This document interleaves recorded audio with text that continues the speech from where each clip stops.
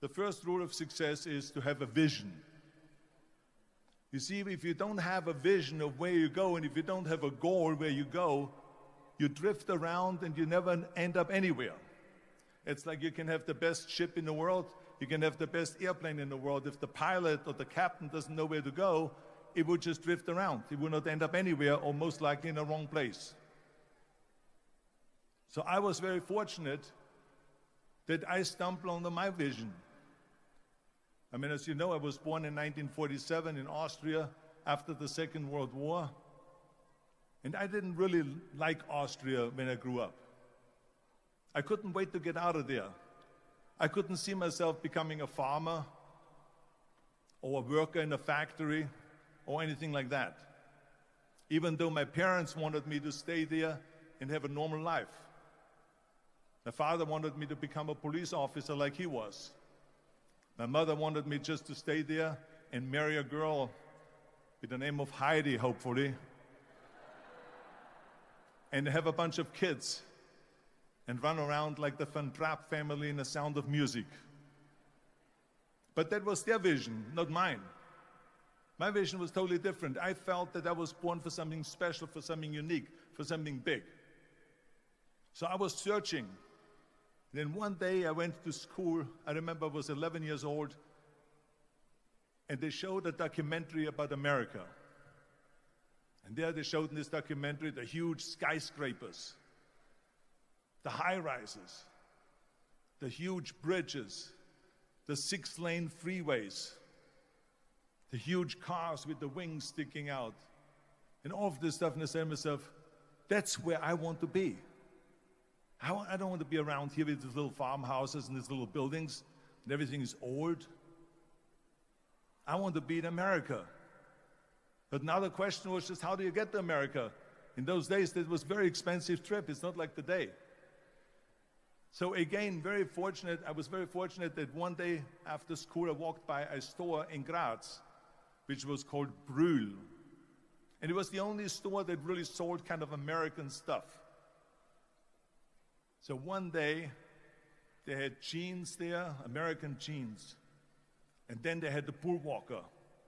And then they had an expander and some barbells and some dumbbells and an exercise bench in the window.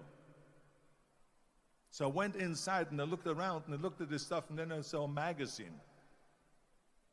I saw a bodybuilding magazine that had Reg Park on the cover. Reg Park was then a 3-time Mr. Universe. And I saw him on the big screen as Hercules. And on the cover it said, how Reg Park, Mr. Universe, became the Hercules star. That's what the cover story was all about. So I looked at the cover and I said to myself, I got to get this magazine. So I bought the magazine, I took it home, and I read it over and over from the front page to the back. It had everything in there, how he trained, how he was working out in Leeds, England, in a factory town, how he worked out every day for 3-4 hours and became the strongest man of Europe, and how he won Mr. Europe and Mr. Great Britain, and then eventually Mr. Universe, and how he won the second Mr. Universe and the third Mr. Universe,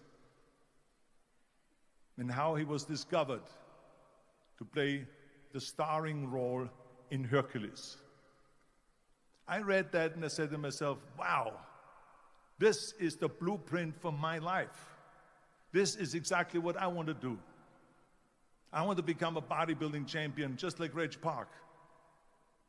I want to get into movies just like Reg Park. And I want to make millions of dollars and be rich and famous just like Reg Park. Do you know how great it felt that I knew where I was going? Imagine the majority of people don't know where they're going.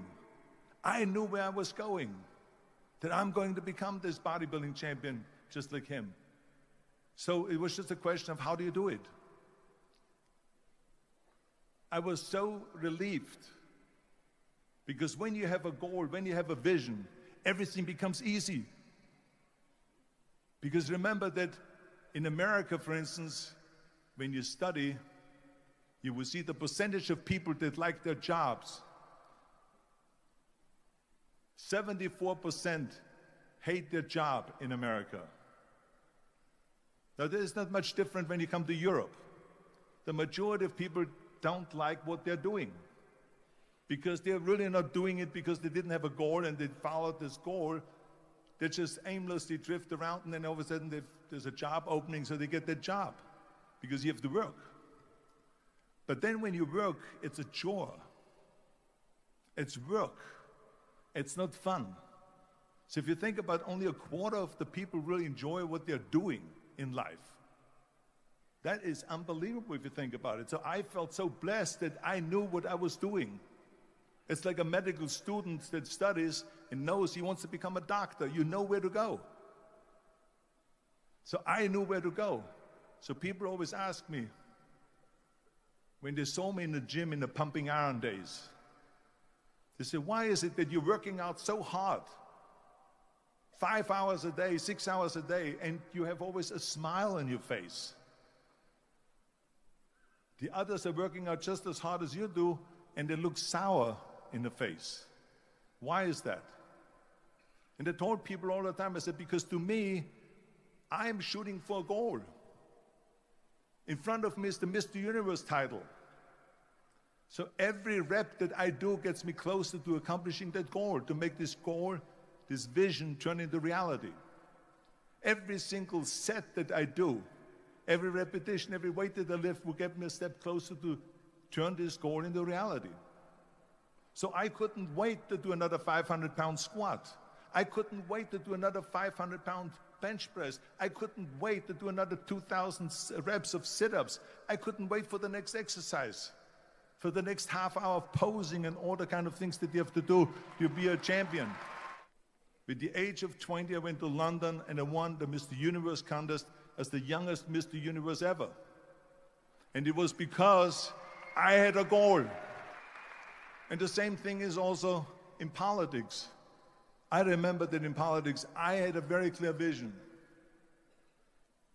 that I will be the leader of California. That's as far as I could go because I was not born in America, so I could not run for president. So being the governor of the fifth largest state, I should say the largest state, the fifth largest economy in the world, was for me really the ultimate title, the ultimate accomplishment in politics.